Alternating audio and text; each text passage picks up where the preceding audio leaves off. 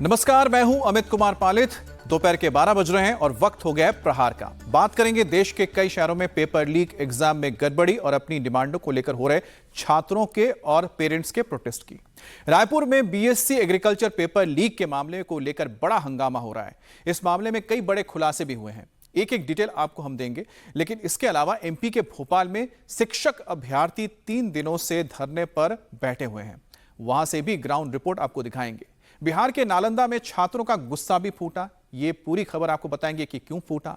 वहीं जयपुर में आज से शुरू हो रहे सीजेपी के प्रदर्शन को लेकर भी आपको अपडेट देंगे, लेकिन पहले बात रायपुर की करते हैं। छत्तीसगढ़ में रायपुर के इंदिरा गांधी कृषि विश्वविद्यालय की बीएससी एग्रीकल्चर पेपर लीक के मामले में बड़ा खुलासा हुआ है। पूरे पेपर लीक का मास्टरमाइंड दुर्ग के एक कॉलेज का प्रोफेसर निकला है, जिसने एंडोस्कोपिक कैमरे का इस्तेमाल करके पेपर लीक किया था। पूरे मामले का मास्टरमाइंड दुर्ग के भारतीय एग्रीकल्चर कॉलेज दुर्ग का प्रोफेसर योगेश सोनकेसरिया है। अब सोनकेसरिया ने पहले एंडोस्कोपिक कैमरे की मदद से प्रश्न पत्र लीक किया, फिर इसे छात्रों को 11 से 12 हजार रुपए में बेच दिया। पुलिस ने 36 घंटे के अंदर इस केस को सुलझा लिया और प्रोफेसर समेत 6 लोगों को गिरफ्तार भी कर लिया। गिरफ्तार किए गए बाकी 5 आरोपी भी भारतीय एग्रीकल्चर कॉलेज के छात्र हैं। पुलिस ने पूरे मामले की जांच के लिए 100 से ज्यादा जवानों की टीम बनाई थी। इस टीम ने केस को सुलझाते हुए 6 मोबाइल, 11,000 रुपए समेत पेपर लीक में इस्तेमाल सामान भी जब्त कर लिया है। साथ ही सुई, सूजा, कॉपी, फेविकॉल और वीडियो रिकॉर्डिंग डिवाइस भी बरामद किए गए हैं। आखिरी ये एंडोस्कोपिक कैमरे से पेपर लीक कैसे हुआ, इस बारे में भी आपको हम बताते हैं। रायपुर पुलिस ने खुलासा किया है। उनके मुताबिक प्रोफेसर योगेश सोनकेसरिया पिछले करीब 1 साल से अपने कॉलेज के उत्तर पुस्तिकाएं जमा करने और आने वाली परीक्षाओं के प्रश्न पत्र लेने के लिए रायपुर कृषि विश्वविद्यालय आते थे। उसने एंडोस्कोपी करने वाला कैमरा खरीदा था। प्रोफेसर ने प्रश्न पत्र वाले सीलबंद लिफाफे में छेद करने के लिए सुई और नुकीले उपकरण का इस्तेमाल किया। लिफाफे में छेद होने के बाद कैमरे को इसके अंदर डालकर क्वेश्चन पेपर को स्कैन किया गया। फिर सभी प्रश्न पत्रों को हाथ से लिखा गया। इसके बाद उसने प्रश्न पत्र को अपने कॉलेज के 3 छात्रों को 11,000 में बेच दिया। इन 3 छात्रों के जरिए 2 और छात्रों ने पेपर खरीद लिए। पेपर लीक एंटोमोलॉजी का हुआ था, जो बीएससी कृषि विज्ञान के दूसरे साल का सब्जेक्ट है। यह पेपर 20 अगस्त को होना था, लेकिन पेपर लीक होने के बाद इसका एग्जाम रद्द कर दिया गया। जो स्टूडेंट्स को पेपर मिला है, उससे हमको ये पता चला कि भारती कॉलेज जो दुर्ग में है, ये इसी यूनिवर्सिटी के अंडर है। तो उसका एक प्रोफेसर ने उसका क्वेश्चन पेपर लेके जाने का उसका ड्यूटी था यूनिवर्सिटी से। तो यूनिवर्सिटी से बंद लिफाफा में उसमें क्वेश्चन पेपर लेके गया और उसके अंदर जो है वो छोटा सा छेद करके, नीचे लिफाफे के नीचे एक छोटा सा छेद करके एक एंडोस्कोपी वाला कैमरा उसमें घुसा के पूरा क्वेश्चन पेपर का स्कैन किया है और एक एक वर्ड उसने लिखा है हाथ से और 15 क्वेश्चन उसने ऐसे कॉपी करके स्टूडेंट्स को बेचा है। तो हमको लीड्स, ऐसे स्टूडेंट्स जिसको पेपर मिला है उसी से हमको लीड मिला है। तो हमने टोटल इसमें 6 लोगों की गिरफ्तारी की, जो एक प्रोफेसर है और 5 स्टूडेंट्स है जिसको पेपर मिला है। तो पूछताछ में ये भी पता चला कि ये 7 तारीख को और एक पेपर भी इसने लीक किया है, जो प्लांट पैथोलॉजी का पेपर है। तो वो भी प्रोफेसर के द्वारा सिमिलर तरीके से लीक किया गया है। तो हम लोग इसमें और जो इन लोगों का इन्वॉल्वमेंट है उसके लिए अभी टीम लगी हुई है, तो इसमें फर्दर गिरफ्तारी भी हो सकती है। और इस खबर पर बात करने के लिए हमारे साथ संवाददाता अनुराग अमिताभ जुड़ गए हैं। अनुराग, ये जो छत्तीसगढ़ में मामला सामने आया है, क्या ऐसा हो सकता है कि प्रोफेसर ने अकेले ही ये काम किया, उनके साथ कोई और साथी नहीं है? क्या पुलिस अब पता लगाने की कोशिश कर रही है, क्या कोई पूरा सिंडिकेट ऐसे काम कर रहा था, या कि सिर्फ और सिर्फ ये प्रोफेसर ही काम कर रहे थे? देखिए, सबसे पहले छत्तीसगढ़ में घटी इस घटना ने ये साबित कर दिया है सुरक्षा तंत्र प्रशासन का कितना भी मजबूत क्यों ना हो, इस तरीके के फ्रॉड आपसे एक कदम आगे होते हैं। डिजिटल फ्रॉड का ये देश का शायद सबसे पहला ऐसा मामला होगा जिसमें आधुनिक तकनीक के सहारे एंटोमोलॉजी के पेपर, यानी कीटशास्त्र के सेकेंड ईयर के पेपर में पेपर लीक कराने के लिए एक कैमरे का, डिजिटल कैमरे का सहारा लिया और इस तरीके से पूरे स्कैम को किया। योगेश सोनकेसरिया, ये जो प्रोफेसर हैं, इन्होंने 950 छात्रों का भविष्य पूरा दांव पे लगाया। 3 घंटे की मेहनत की, एक पिन होल कैमरा पिन किया एक उस एनवलप में, और जो कैमरा है वो उसके अंदर लगाया। महज 2500 रुपए में खरीदा गया ये कैमरा था। 950 जो छात्र हैं उनके भविष्य को दांव में लगाते हुए सिर्फ 18 प्रश्न, चूंकि वो कैमरा इन्होंने पिन होल के जरिए डाला था, योगेश सोन केसरिया ने, उसके जरिए 18 प्रश्न ही कॉपी कर पाए। उन 18 प्रश्नों को 3 घंटे की मेहनत से चैट जीपीटी, यहां भी डिजिटल फ्रॉड का सहारा लिया, चैट जीपीटी में वो 18 प्रश्न जो कम समझ में आ रहे थे, क्योंकि एक पिन होल के जरिए ये पूरा सेटअप तैयार किया गया। चैट जीपीटी के मदद से एक और डिजिटल दिमाग लगाया, आधुनिक संचार तकनीक का इस्तेमाल करते हुए फिर से उन प्रश्नों को तैयार किया, बाकायदा एक के बाद एक 11 लोगों को लीक किया। अब आपके सवाल पर आता हूं कि क्या ये अकेले किया, पुलिस इस पर भी गौर कर रही है कि क्या अकेले इस तरीके से ये जो कैमरा है वो लिया गया या किसी के सहयोग से लिया गया, और या अकेला 20 तारीख का मामला नहीं है। इसके साथ भी जो पुलिस है इस पर भी ध्यान दे रही है कि 6 और 7 अगस्त को एक और पेपर जो है एटी का पेपर वो भी लीक हुआ था, ये भी जानकारी आ रही है। यानी इस डिजिटल फ्रॉड का इस्तेमाल अकेले 20 तारीख को देश में अपने तरीके के इस अनोखे जो फ्रॉड हुआ है उसमें ही इस्तेमाल नहीं हुआ है। 6 से 7 तारीख के बीच में भी एक इस तरीके के बिल्कुल जानकारी आ रही है जिसमें डिजिटल कैमरे का उपयोग किया गया, सुराग किया वाकई में गया। कितनी हैरानी की बात है कि सोचिए कि एंडोस्कोपी, अनुराग, जिसका इस्तेमाल लोगों की सेहत के लिए किया जाता है, लोगों की जान बचाने के लिए किया जाता है। सोचिए जिस कैमरे को आपके मुंह से डालकर पेट के अंदर कोई भी गड़बड़ी है उसको जांचने के लिए इस्तेमाल किया जाता है, उसका इस्तेमाल प्रोफेसर साफ कर रहे हैं पेपर को चुराने के लिए, पेपर लीक करने के लिए। तो अपने आप में सवाल खड़ा होता है कि आखिरकार जो इस तरह के धंधे करते हैं, गोरख धंधा करते हैं या फिर काला धंधा करते हैं, वो किस हद तक जा सकते हैं।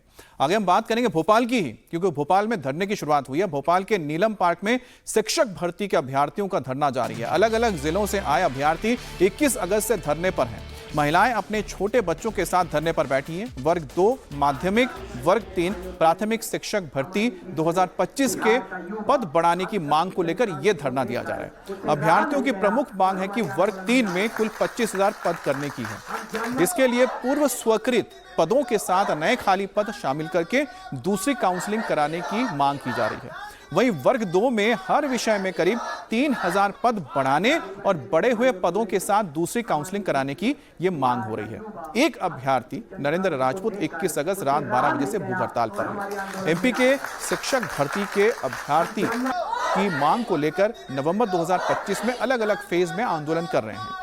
जनवरी से जुलाई तक भोपाल में प्रदर्शन, धरने, भूख हड़ताल, मुंडन और मुख्यमंत्री के नाम खून से पत्र लिखकर विरोध जताया गया। अब 21 अगस्त से नीलम पार्क में अनिश्चितकालीन यह धरना शुरू हुआ है।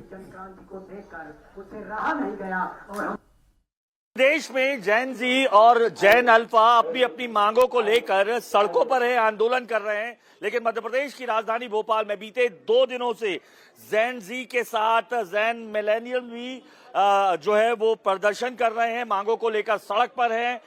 जो है निर्जल स्ट्राइक, हंगर स्ट्राइक तो नहीं कहूंगा, पानी नहीं पिया है बीते 40 घंटों से, और मांग सिर्फ एक है, पदवृद्धि हो। क्रमांक जो वर्ग 2 की और वर्ग 3 की जो नियुक्तियां हैं शासकीय, उसमें पदवृद्धि हो। देख रहे हैं बीते 3 दिनों से इसी तरीके से यहाँ पर बैठे हुए हैं, सड़कों पर हैं। इनमें अगर मैं कहूँ तो अल्फा भी हैं, जैन जी भी है और जैन मिलेनियल भी है। सबसे पहले हम जैन मिलेनियल से बात कर लेते हैं। क्या सर 80 की है मेरी जन। तो यार तुम तो जैन मिलेनियल, मतलब ये देख रहे हैं छोटे छोटे बच्चे, ये जैन अल्फा भी है, जैन जी भी है। जी हाँ, अभी जैन मिलेनियल की मांग क्या है आप लोगों की? हमारी मांग यही है कि हम पदवृद्धि चाहते हैं। पिछले 3 साल 5 साल हो गए एग्जाम दे रहे हैं, लेकिन पदवृद्धि हो नहीं पा रही है। हम लोग सभी क्वालिफाई हैं, 2-2 एग्जाम क्वालिफाई हो चुके हैं सर, लेकिन पदवृद्धि नहीं है। इस वजह से हम लोग पीछे हैं। हम चाहते हैं पदवृद्धि हो।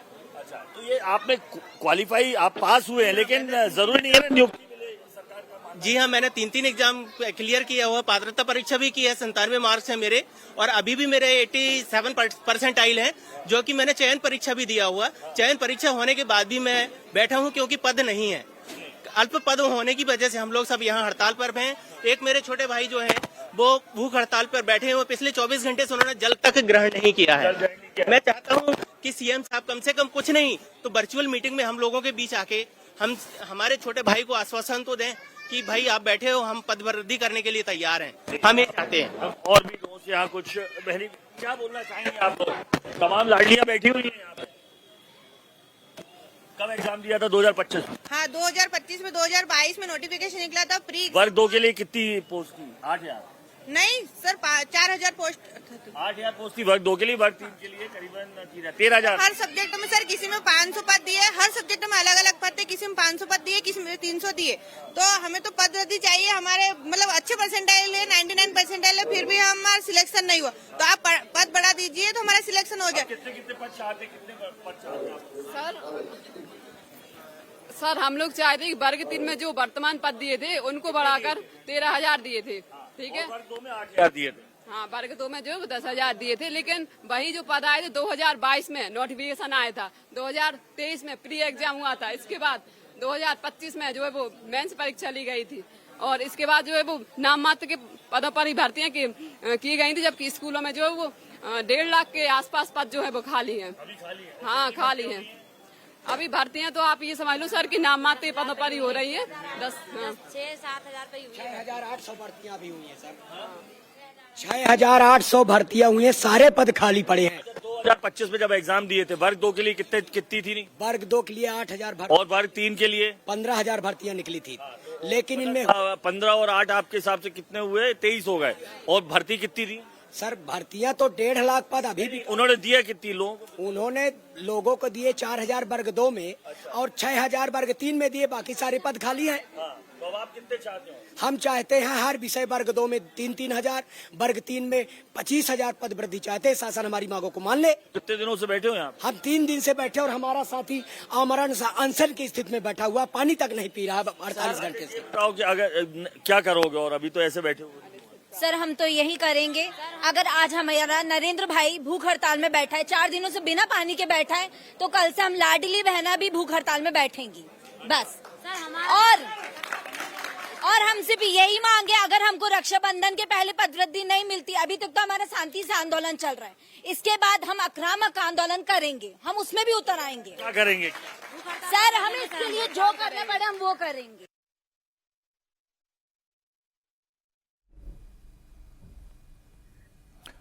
और मध्य प्रदेश में शिक्षक भर्ती में कई अभ्यर्थी ऐसे हैं जिन्हें 98% से ज्यादा नंबर लाने के बाद भी नौकरी नहीं मिली है। अभ्यर्थी इसकी वजह कम पदों की संख्या बता रहे हैं। अभ्यर्थियों का कहना है कि मध्य प्रदेश के सरकारी स्कूलों में शिक्षकों के लगभग 1 लाख से ज्यादा पद खाली पड़े हैं।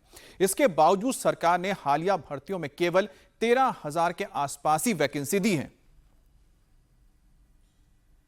यहाँ पर एक सज्जन भी बैठे हुए हैं, बीते 40 घंटों से पानी नहीं पिया। कब से बैठे हो यहाँ? सर 22 तारीख जैसे ही लगी है, 22 उस तब से तो हम पानी तक नहीं पी के बैठे हैं। हाँ। हम लोग 9 महीने से प्रयास कर रहे हैं। जितने लोग हमको बताते हैं कि इस तरीके से पदवृद्धि हो जाती है, सरकार में सुन लेते हैं सब। आप भी सोचिए, जो तरीका होता है शांति वाला सारे अपना रखे हैं, फाइल में रखे हैं।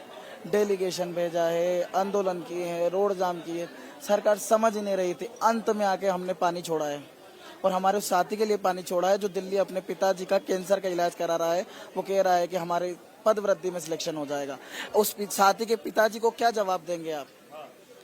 अच्छा, तो ऐसे कितने लोग होंगे? कितना समय हो गया इंतजार करते हुए जॉब के लिए?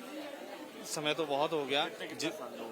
एक तो वो 80 वाले हैं, मैं 94 का मेरा वर्थ है, तब से मैं लगातार 30 साल के तो हो गए। 32 साल का हो गया हूँ। कब से दे रहे हो एग्जाम? After graduation. अच्छा, कितनी पोस्टें खाली हैं? पोस्ट 1,15,000 पोस्ट जो गवर्नमेंट का ऑफिशियल डेटा है तब है, जब पर स्कूल सैंक्शन पोस्ट ओनली 1 है। ये डेटा तब है। अगर 1 से 5 तक के विद्यालय में 5 शिक्षक होने चाहिए कम से कम। अगर ये डेटा पूरा उसको मर्ज कर देते तो लगभग प्राइमरी में ही 5 लाख पद खाली होंगे। हम ये डेटा हमारा नहीं। तो नाराजगी यहाँ पर साफ तौर पर दिखाई दे रही है। जैन जी और जैन अल्फा के जो तमाम जो लोग हैं वो यहाँ पर बैठे हुए हैं। इस तरीके से जो ये रिजल्ट है वो रिजल्ट हाथ में लिए हुए यहाँ पर बैठे हुए हैं। इनका कहना है कि रिजल्ट तो घोषित हो गया, पास भी हो गए, लेकिन जो पद होने चाहिए थे उतने पद नहीं है। यही वजह है कि 99% हैं। किनके? सर 99% है सर, 99% है सर, नौकरी नहीं है सर। और सर मैं आपको सर तुम्हारे कितने? 98 सर, नौकरी नहीं है सर। सर कहाँ जाए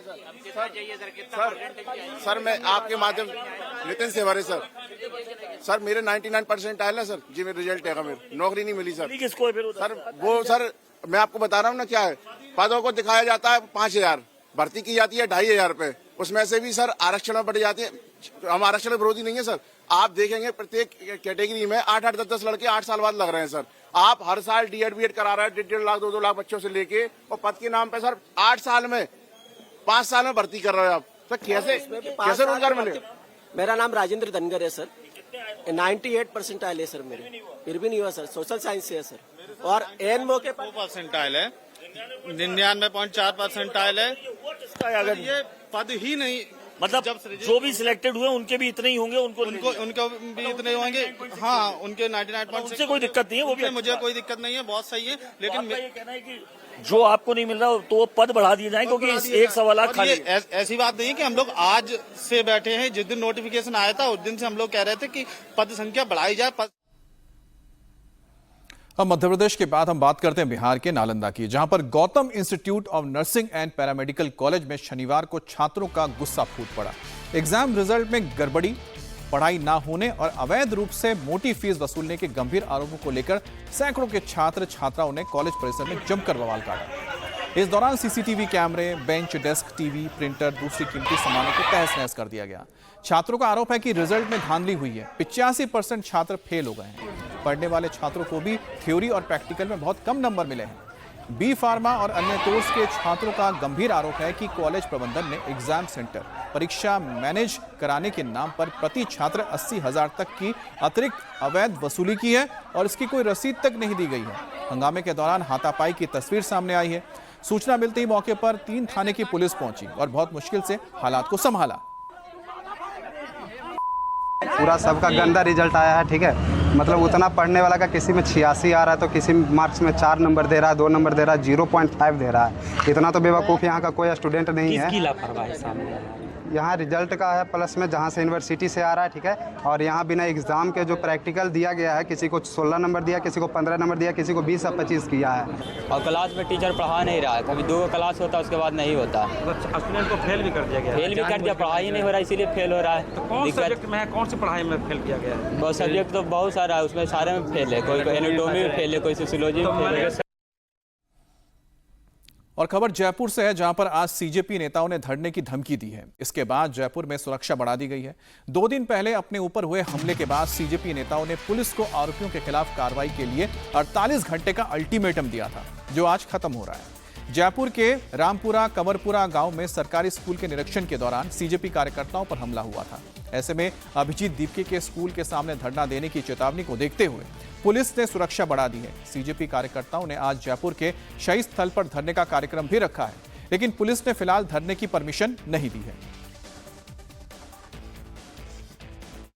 यहाँ पर वोट मांगने तो नहीं गए थे, हम तो यही चाह रहे थे कि भैंसों के तबेले में हमारे बच्चे ना पड़े। सरकार ने वो बात मांग ली तो वो खत्म हो गया है। अब सरकार जिन लोगों ने गुंडागर्दी की थी, जिन लोगों ने हिंसा फैलाई थी, आप उनको अरेस्ट करिए। हम लोगों की जो एफआईआर है आप उस पर एक्शन लीजिए। अगर आपको लगता है कि हमने भी गुंडागर्दी की, आप हमें भी अरेस्ट कर लीजिए, पर आपके पास एविडेंस होगा। हमारे पास एविडेंस है जो हमने पब्लिक डोमेन में शेयर किया है। तो जिन लोगों ने भी गुंडागर्दी की है, हिंसा की है, मारपीट की है, आप उनको अरेस्ट कीजिए। दूसरी चीज़, सरकार से हम फिर से यही बात करते हैं, आप प्रतिबद्धता दिखाइए राजस्थान के सभी स्कूलों को ठीक करने की। आप ड्रामेबाजी, हिंसा, इन सब में अपना टाइम वेस्ट करेंगे। पूरे देश में आपकी फजीहत हुई, आपकी थूथू हुई परसों की घटना के बाद, उसकी जरूरत नहीं थी। बात करते हैं उत्तर प्रदेश की, जहां पर सीएम योगी आदित्यनाथ आज लखनऊ में रसोइया सम्मान समारोह में शामिल हुए। यहां पर अपने संबोधन में सीएम योगी ने समाजवादी पार्टी और अखिलेश यादव पर हमला किया। सीएम योगी ने कहा कि 2027 में यूपी की जनता सपा को साफ कर देगी। सीएम योगी ने कहा है कि समाजवादी पार्टी के अपने कार्यकाल में प्रदेश को लूटा गया। सपा सरकार में रोजाना दंगा और फसाद होता था। योगी ने अखिलेश पर तंज कसते हुए कहा कि बबुआ 12 बजे सोकर उठता था तो फिर कामकाज कैसे होता था। बबुआ ने आज एक बयान दिया है कहा है कि जब हमारे परिवार के सभी लोग सांसद हैं इसीलिए तो सपा सपा बनी हुई है। हमने कहा अब सपा इसलिए सपा है क्योंकि जनता उसको अगले चुनाव में साफ ही कर देगी, हमेशा के लिए ही। एक गरीबों का शोषण करते हैं केवल अपने परिवार की खातिर। इन्होंने लूटा है, प्रदेश को गुंडा प्रदेश बना दिया था, गरीबों की जमीनों पे कब्जा करते थे, बेटी की सुरक्षा में सेंध लगाते थे, कोई सुरक्षित नहीं था, रोज दंगा, रोज फसाद। पर्व और त्योहार के पहले लोगों की खुशी छीन ली जाती थी, प्रदेश विकास ठप था, विकास के कार्य नहीं हो रहे थे। इसलिए नहीं हो रहे थे क्योंकि प्रदेश के पास कुछ था ही नहीं। आज आप देखते होंगे कोई बेटी की सुरक्षा में सेंध लगाएगा, किसी बहन को छेड़ेगा तो मान के चलिए कि यमराज के घर जाने का उसका रास्ता तय हो गया है। हम लोग दिन में 18 घंटे कार्य करते हैं, एक एक योजना पे चर्चा करते हैं, एक एक विभाग के कार्यों को आगे बढ़ाने में योगदान देते हैं, तब परिणाम आते हैं। और जब बबुआ की तरह ही कोई 12 बजे सो के उठता, 2 बजे तक तैयार होता, 5 बजे जिम जाता और फिर 7 बजे वापस आकर के उनकी अपनी महफिल जम जाती, तो कहां प्रदेश के लिए समय है? पहले यही होता था, प्रदेश के लिए समय नहीं था, लेकिन अब प्रदेश के लिए पर्याप्त समय सरकार के पास है। चीनी की बढ़ती कीमतों को लेकर भी योगी आदित्यनाथ एक्शन में हैं। चीनी की कालाबाजारी को लेकर सीएम योगी ने बड़े निर्देश दिए हैं। शनिवार को मुख्यमंत्री योगी आदित्यनाथ ने अधिकारियों के साथ एक हाई लेवल समीक्षा बैठक की। बैठक में राज्य की चीनी मिलों में मौजूद स्टॉक, बाजार में आपूर्ति और कालाबाजारी को रोकने के उपायों पर चर्चा हुई और गाइडलाइंस जारी कर दिए गए। अधिकारियों को स्पष्ट निर्देश दिया गया है, 400 टन से ज्यादा स्टॉक रखने या 30 दिनों से ज्यादा भंडारण करने वाले डीलर्स के ऊपर एस्मा लगाया जाएगा या एस्मा के तहत कानूनी कार्रवाई होगी। बल्क कंज्यूमर्स यानी कि चीनी की 10 टन प्रतिमाह खपत वाले 15 दिनों से ज्यादा स्टॉक नहीं रख सकेंगे। चीनी मिलों को बिक्री की तारीख से 7 दिन में चीनी गोदामों से निकालनी होगी। यूपी में हर महीने करीब 4 लाख टन चीनी की खपत होती है। प्रदेश में उपलब्ध चीनी में सहकारी मिलों के पास 23.60 लाख क्विंटल, निगम की मिलों के पास 5.28 लाख क्विंटल और निजी मिलों के पास 150.50 लाख क्विंटल स्टॉक है। 2026-27 में 28.14 लाख हेक्टेयर में गन्ने की खेती और करीब 90 लाख टन चीनी का उत्पादन का अनुमान लगाया गया है। ये भ्रम पैदा किया जा रहा है। उत्तर प्रदेश में इस वर्ष भी 90 लाख मीट्रिक टन से ज्यादा चीनी पैदा हुई। आज उत्तर प्रदेश में हमारे पास 179 लाख मीट्रिक टन चीनी मौजूद है। उत्तर प्रदेश में चीनी का जो खर्चा है वो 4 लाख मीट्रिक टन प्रति माह है। हमारे पास आज भी 150 लाख मीट्रिक टन चीनी अधिक है, जिसे चूंकि कोटा केंद्रीय सरकार के द्वारा रिलीज किया जाता है। जब वो चाहें, हमने पत्र लिखा है, एक ये पूरे देश में हम चीनी सप्लाई करने को तैयार हैं। अब चीनी की कीमत बढ़ने के बाद विपक्ष को मौका मिल गया। समाजवादी पार्टी के अध्यक्ष अखिलेश यादव ने एथेनॉल वाले एंगल पर सरकार को घेरा। उन्होंने कहा कि कंपनियों और सरकार सिर्फ अपने मुनाफे के लिए पेट्रोल में एथेनॉल मिलवा रही है और दूसरी तरफ चीनी को महंगा कर रही है। अब आप सोचिए चीनी कितनी महंगी हो गई, और तब महंगी हो गई जब त्योहार आ गया है, आपको मिठाई खरीदनी पड़ेगी। और एक हिसाब किताब लगाओ कि अगर आपका गुलाब जामुन कितना महंगा हो गया होगा, रसगुल्ला कितना महंगा हो गया होगा, बर्फी कितनी महंगी हो गई है, मिठाई महंगी हो गई, साबुन महंगा हो गया, तेल महंगा हो गया, खाने की हर चीज महंगी हो गई। इन्फ्लेशन रेट कितना बढ़ गया, सोचिए आप कि अगर इथेनॉल मिलाना गाड़ी का माइलेज और मेंटेनेंस अच्छा करती है। तो जितनी भी कंपनियां हैं जो मिलवा रही हैं इथेनॉल, उन कंपनियों को बाकायदा ऐड देना चाहिए अखबारों में कि इथेनॉल मिलने के बाद गाड़ी का माइलेज अच्छा होगा, आपको मेंटेनेंस के लिए नहीं जाना पड़ेगा। तो सोचिए, मुनाफे की वजह से ये पेट्रोल में इथेनॉल मिलवा रहे हैं और मुनाफे के लिए चीनी महंगी कर रहे हैं। ये जेब में किसके जा रहा है पैसा, सवाल ये है। तो ये आपने सुना कि किस तरह से अखिलेश यादव सरकार के ऊपर ये बता रहे हैं कि सरकार की वजह से ही चीनी की जो मांग है उसमें बढ़ने की वजह से दाम बढ़ गए हैं। लेकिन सबसे बड़ी बात है कि जो उत्तर प्रदेश के अंदर योगी आदित्यनाथ ने अब कड़ा संदेश दिया है और कहा है कि 400 टन से ज्यादा कोई भी अब स्टॉक में रख नहीं सकता है। और साथ ही साथ जो गन्ना मंत्री हैं उत्तर प्रदेश के, उनका कहना है कि पर्याप्त मात्रा में चीनी है और अगर चाहे सरकार यानी केंद्र सरकार चाहे तो उत्तर प्रदेश पूरे देश को चीनी दे सकता है, इतना चीनी का स्टॉक पड़ा हुआ है। अब गाजीपुर में मुख्तार अंसारी के बेटे का बयान आया है। मेरे रगों में भी पिता का लहू बहता है, अब्बास अंसारी ने कहा है। जनता के बीच अब्बास अंसारी ने यह बात कही है, जहां जरूरत हो लहू वसूल कर लेना। तो यह बयान दिया गया है अब्बास अंसारी की ओर से, जो मुख्तार अंसारी के बेटे हैं। और मुख्तार अंसारी के बेटे ने यह बात एक सभा के दौरान कही। मैं अब्बास अंसारी हूं, मैं मऊ सदर का विधायक हूं, मैं अंसारी परिवार का एक सदस्य हूं। मैं आपको बताना चाहता हूं, मैं उसी मुख्तार अंसारी का बेटा हूं। और रगों में जो भी लहू है वो आपकी अमानत है। जब जहां जरूरत हो वसूल कर लेना, ये वादा है मेरा आपसे। ये मत सोचिएगा कि आज वो आपके बीच में नहीं है, तो ये साम्यवादी मनोवादी ताकत आपके ऊपर जुल्म और अत्याचार कर कर पीछे हट जाएगी और वहां पर बैठे हम मुक्त दर्शक बन के बैठे रहेंगे। मैं आपसे बस इतना कहना चाहता हूं कि मेरे लगों में भी वही लहू है जो आपने अपने बेटे, अपने भाई मुख्तार अंसारी को दिया था। देश में अगला चुनाव जेन जी के मुद्दे पर लड़ा जाएगा। मुख्यमंत्री का चुनाव हो या फिर प्रधानमंत्री का चुनाव, जेन जी शब्द सबसे ज्यादा गूंजेगा। राहुल गांधी पुणे में महिला जेन जी को अपने पाले में लाने की कोशिश कर रहे हैं। नई दिल्ली में बीजेपी ने जेन जी ग्रुप से बात करने के लिए पूरी एक टीम बनाई है। इस टीम में बीजेपी के राष्ट्रीय अध्यक्ष नितिन नवीन, स्मृति ईरानी, विनोद तावड़े के अलावा हर्ष सांघवी, ओपी चौधरी को शामिल किया गया है। जेन जी किसकी सुनेगा, किसको चुनेगा आज का जेन जी? कल का क्या करेगा जेन जी के बीच इस वक्त किसकी बात चल रही है? देश की जेन जी का मूड क्या है? जेन जी की ताकत कितनी है? इस रिपोर्ट से जानते हैं।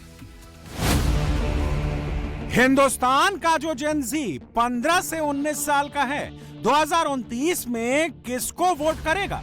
हिंदुस्तान का जो जेन जी 20 से 24 साल का है, 2029 में किसको प्रधानमंत्री चुनेगा? हिंदुस्तान का जो जेन जी 25 से 29 साल का है, 2029 में किसकी सरकार चाहता है? 2029 में जेन जी किसका? राहुल गांधी का या नरेंद्र मोदी का?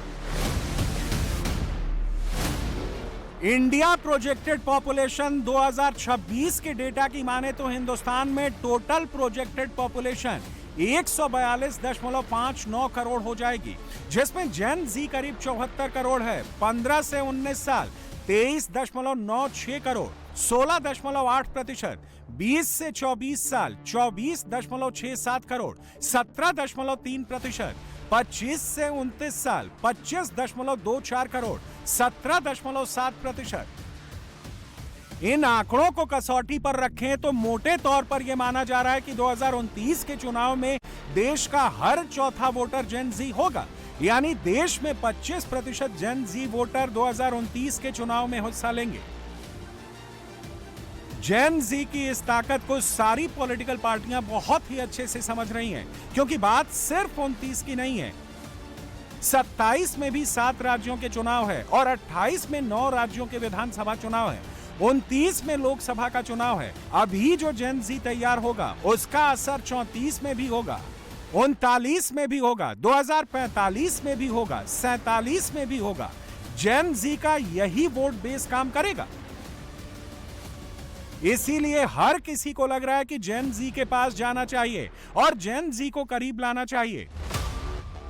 इसीलिए बीजेपी हो, कांग्रेस हो, समाजवादी पार्टी हो, सब जेन जी जप रहे हैं। जेन जी के लिए बीजेपी क्या कर रही है, जेन जी के लिए कांग्रेस क्या कर रही है, जेन जी के लिए सीजेपी क्या कर रही है।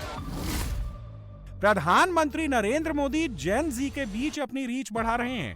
बीजेपी ने जेन जी से लेकर जेन अल्फा तक आउटरीच बढ़ाने का फैसला कर लिया है। उधर राहुल गांधी छात्रों के गूंज नाम से हर 15 दिन पर छात्रों के बीच जाकर जेन जी को लुभा रहे हैं। आज पुणे में राहुल गांधी जेन जी को लुभाने पहुंचे। Some ideas to allow you to think, express yourself, and we'll discuss some of these ideas with young ladies from the crowd this evening. So I'd like to first of all start by welcoming everybody. सबका मैं यहाँ स्वागत करता हूँ और पहली बार शायद मुझे बॉयज कम दिख रहे हैं या दिख ही नहीं रहे हैं और लड़कियां दिख रही हैं। लेकिन सबसे बड़ा सवाल यह है कि जेन जी के बीच किसकी गूंज ज्यादा सुनाई दे रही है, जेन जी तक अपनी बात पहुंचाने में किसकी तैयारी कितनी है, जेन जी तक पहुंच बढ़ाने के लिए क्या क्या किया जा रहा है। आज बीजेपी ने जेन अल्फा पर बड़ा फैसला किया है। जेन जी के साथ एक बड़े संपर्क अभियान का बीजेपी ने ऐलान कर दिया है। जेन जी से संपर्क अभियान के लिए बीजेपी ने कमेटी बना दी है। इस कमेटी में भाजपा के राष्ट्रीय अध्यक्ष नितिन नवीन भी शामिल हैं। स्मृति ईरानी, विनोद तावड़े को भी जेन जी वाली कमेटी में जगह दी गई। इसके अलावा हर्ष सांघवी, ओपी चौधरी भी कमेटी में शामिल किए गए हैं। 14 साल से ज्यादा उम्र के बच्चों से बीजेपी सीधे कांटेक्ट करेगी। बीजेपी ने उन लोगों को इस कमेटी में शामिल किया है जिनकी आवाज सीधे जेन जी तक पहुंचती है। बीजेपी की रणनीति यह है कि 14 साल के जेन जी तक पहुंच बढ़ानी है, क्योंकि इस उम्र के लड़कों की समझ अविकसित होती है। आसानी से वो झूठे प्रोपेगेंडा से प्रभावित हो जाते हैं। बीजेपी इनके साथ आउटरीच बढ़ाकर राइट डायरेक्शन में लाने की कोशिश करेगी। सोशल मीडिया पर चल रही झूठी खबरों की सच्चाई बताई जाए। वन वे ट्रैफिक नहीं होगा, बच्चों की सुनी जाएगी। जेन जी के सवालों और चिंताओं का समाधान होगा। जेन जी तक पहुंचने के लिए नेशन प्राइड प्रायोरिटी होगी। तकनीक और सोशल मीडिया के इस दौर में 14 वर्ष की उम्र आते आते बच्चों को बहुत सारा कंटेंट मिलने लगा है और इसके आधार पर अपनी वो एक धारणा बनाने लगे हैं, एक समझ विकसित करने लगे हैं।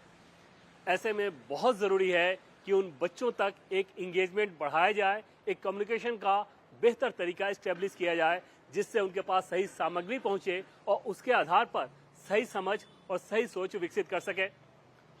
हाल के दिनों में जंतर मंतर के प्रदर्शन ने इस सोच को और ज्यादा विकसित किया है कि अब किशोरों से ज्यादा इंगेजमेंट की जरूरत है।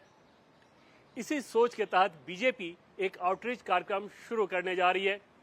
यह कार्यक्रम तकरीबन 14 साल से अधिक उम्र के बच्चों के लिए होगा और उनके साथ एक इंगेजमेंट बढ़ाया जाएगा। कहीं से भी एक राजनीतिक सोच वाला कार्यक्रम नहीं होगा, बल्कि सामाजिक, आर्थिक, सांस्कृतिक इस तरह के जो भी पहलू हैं उनके मार्फत एक इंगेजमेंट करने की कोशिश की जाएगी, ताकि छात्रों को सिर्फ समझाएं नहीं बल्कि उनसे समझे भी कि आखिर वो क्या चाहते हैं, क्या सोचते हैं, जिसके तहत उनकी सोच को सकारात्मक दिशा में आगे बढ़ाया जा सके। बीजेपी अच्छी तरह जानती है कि जेन अल्फा को साथ लाने में नेशन प्राइड मैग्नेट का काम कर सकता है। इसीलिए जब वंदे मातरम को लेकर कांग्रेस वर्किंग कमेटी ने वंदे मातरम पर 2 स्टैंजा गाने का फैसला लिया तो बीजेपी ने बड़ा मुद्दा बना दिया। भारतीय जनता पार्टी ने आज 22 अगस्त 2026 को वंदे मातरम के सम्मान और उसकी ऐतिहासिक विरासत की रक्षा के संबंध में एक प्रस्ताव पारित किया और साफ साफ कह दिया कि वंदे मातरम से कोई समझौता नहीं होगा। बीजेपी देश की गली गली, नुक्कड़ नुक्कड़ तक जाएगी, खासकर से जेन अल्फा तक कांग्रेस की हकीकत पहुंचाएगी। वंदे मातरम को लेकर भारतीय जनता पार्टी, जैसा कि हमारे प्रस्ताव में भी लिखा हुआ है, सभी के पास हर नुक्कड़, हर गली में जाएगी, पूरे देश में जाएगी। और प्रस्ताव में यह भी लिखा हुआ है कि विशेषकर युवा वर्ग के बीच भी वंदे मातरम के विषय को लेकर जाएगी। बीजेपी ने जेन अल्फा पर जो कमेटी बनाई है उसमें एक चेहरा गुजरात के डिप्टी चीफ मिनिस्टर हर्ष सांघवी का है। हर्ष सांघवी उम्र में कम है, जो जेन जी के साथ सीधे कनेक्ट करते हैं। 15 अगस्त की इस तस्वीर को देख लीजिए, समझ जाएंगे हर्ष सांघवी को इस कमेटी में क्यों चुना गया।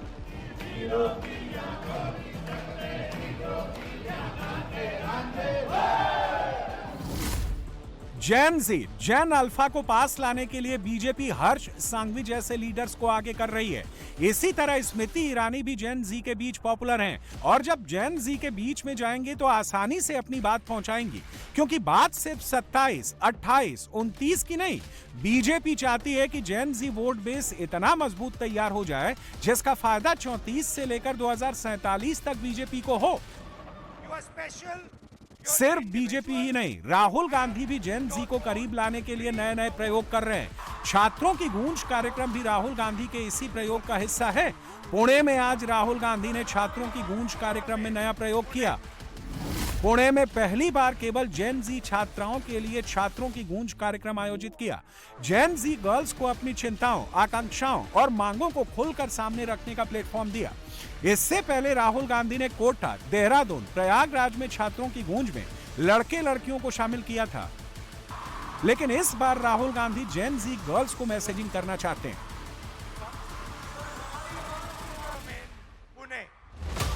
राहुल गांधी जेन जी को अट्रैक्ट करने के लिए हर वो प्रयोग कर रहे हैं जैसे जेन जी पसंद करता है। छात्रों की गूंज कार्यक्रम में जेन जी को जोड़ने के लिए कांग्रेस नए फॉर्मेट का इस्तेमाल कर रही है। कार्यक्रमों में मशहूर रैपर और गायकों को जोड़ रही है। कोटा में जब छात्रों की गूंज कार्यक्रम हुआ तो इंदौर के मशहूर रैपर लश्करी, जिनका असली नाम विनायक लश्करी है, उनसे स्टेज परफॉर्मेंस कराया गया। देहरादून के कार्यक्रम में रैपर डकैत और रैपर कर्मा स्टेज पर नजर आए थे। रैपर डकैत का असली नाम सौरभ सिंह रावत है और रैपर कर्मा का असली नाम विवेक अरोड़ा है। प्रयागराज में रैपर एमसी अल्ताफ से स्टेज पर परफॉर्म कराया गया। पुणे में होने वाले छात्रों की गूंज कार्यक्रम में कांग्रेस जेन जी की आधी आबादी को साधने में लगी है और यहाँ पर गायिका आशीष कौर और रैपर सानिया एमक्यू परफॉर्म कर रही हैं। प्रोफेशनल सिंगर्स और रैपर्स को कांग्रेस पार्टी के बुलाने का मकसद यही है। राहुल गांधी के स्टेज पर आने से पहले सिंगर्स और रैपर्स जेन जी के बीच में माहौल बना दें। आज भी वही हुआ। राहुल गांधी के आने से पहले आशीष कौर ने गाना गाकर माहौल बना दिया।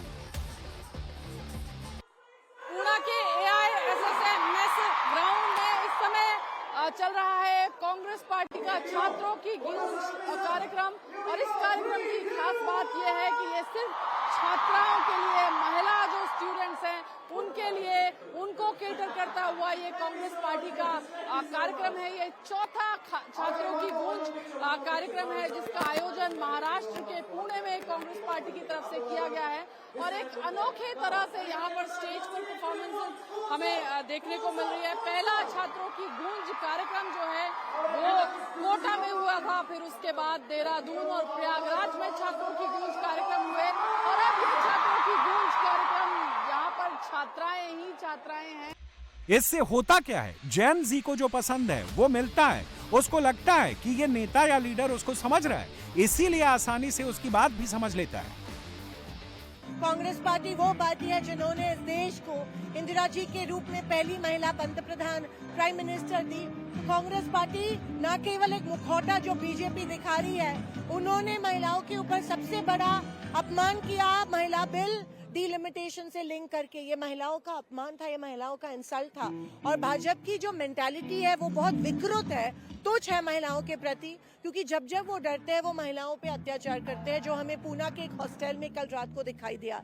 जब मोदी जी डरते हैं, जब फडणवीस इस महाराष्ट्र के गृह मंत्री है, absolutely unsuccessful in his work, वो डर गए हैं क्योंकि रिस्पांस बढ़ रहा है और इसीलिए उनके पैरों की नीचे की जमीन खिसक रही है। बीजेपी राहुल जी को डरती है, तो अब पूरे देश को पता है।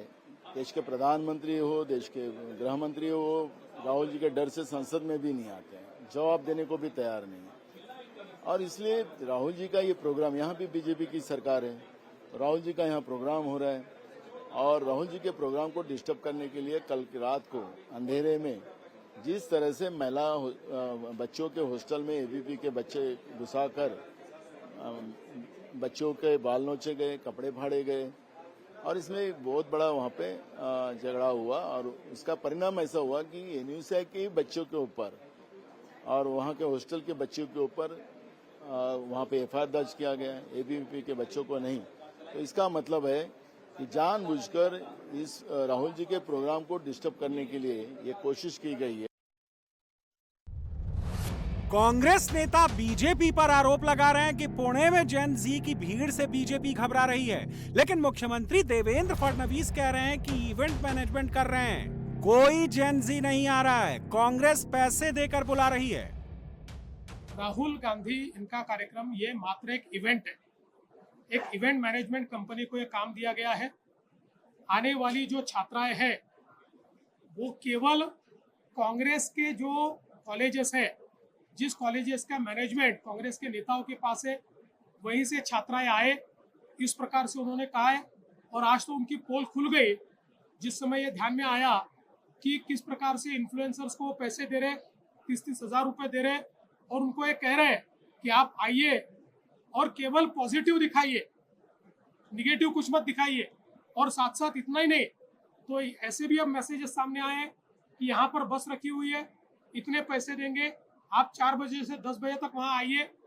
ये एक इवेंट है, इस इवेंट को मैनेज करना चाहते हैं। ये छात्रों की गूंज नहीं है, ये राहुल गांधी का रीलॉन्च है। आखिर सभी जेन जी के पीछे क्यों भागे जा रहे हैं? क्यों लग रहा है कि जेन जी ही फ्यूचर का तारणहार है?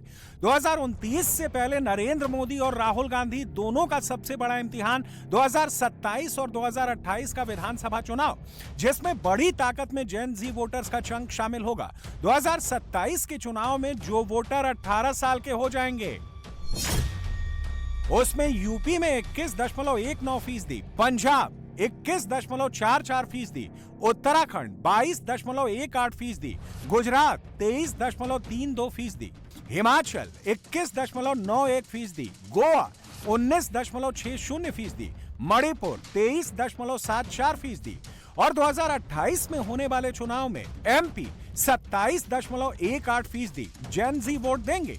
राजस्थान में 27.78%, छत्तीसगढ़ में 26.12%, तेलंगाना में 22.97%, कर्नाटक में 21%, मेघालय में 36.01%, नागालैंड में 22.39%, त्रिपुरा में 24.13%, मिजोरम में 31.19%। जेन जी का ये चंक कितना बड़ा है कि अगर ये नाराज या खुश हो गया तो बाजी कहीं भी पलट सकता है। इसीलिए बीजेपी जेन जी जेन अल्फा के लिए कमेटी बना रही है और राहुल गांधी छात्रों की गूंज जैसा प्रयोग कर रहे हैं। हालत ये हो गई है कि चाहे कोई भी पार्टी हो, कोई भी नेता हो, जेन जी को लुभाने में पीछे नहीं है और जेन जी को मैसेजिंग करने का कोई मौका नहीं छोड़ना चाहता है। 2027 में यूपी के चुनाव में करीब 21.19% जेन जी वोट करेगा। योगी आदित्यनाथ के चेहरे पर चुनाव लड़ा जाएगा। हालांकि यूपी में जेन जी की बात करें तो योगी का पलड़ा भारी है और योगी ने भी जेन जी पर फोकस दिया है। योगी आदित्यनाथ ने कल जापानी स्टूडेंट से मुलाकात की, उनके साथ सेल्फी ली, हंसी मजाक किया, ठहाके लगाए और तोहफे भी दिए। लखनऊ में dialogue with the future programme का आयोजन हुआ था। इस कार्यक्रम में यामानाशी के गवर्नर कोटारो नागासाकी शामिल हुए। उनके साथ जापान के 13 स्टूडेंट भी योगी से मिलने पहुंचे थे। योगी ने जापानी भाषा में इन बच्चों का स्वागत किया, लेकिन जापान के स्टूडेंट्स भी हैरान रह गए। इसके बाद जापानी स्टूडेंट ने योगी आदित्यनाथ को गिफ्ट दिए।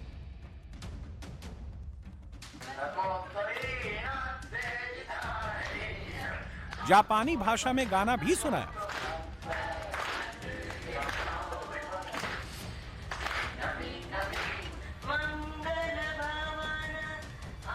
इसके बाद यूपी के स्टूडेंट्स ने जापान के स्टूडेंट्स को भगवान राम का भजन सुनाया। कौशल्या, दशरथ और नंदन गीत सुनकर जापान के छात्रों ने तालियां बजाई।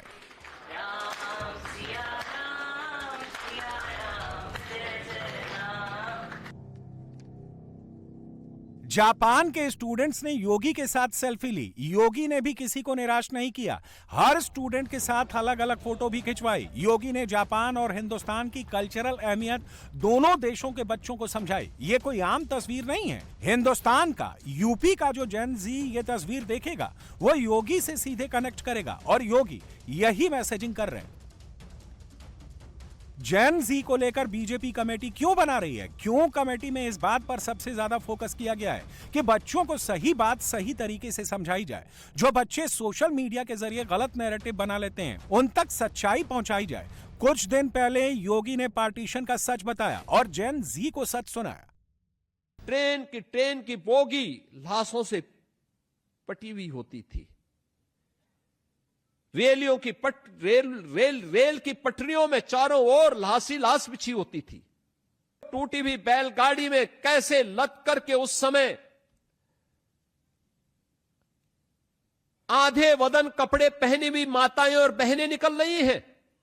ये दृश्य दिखाइए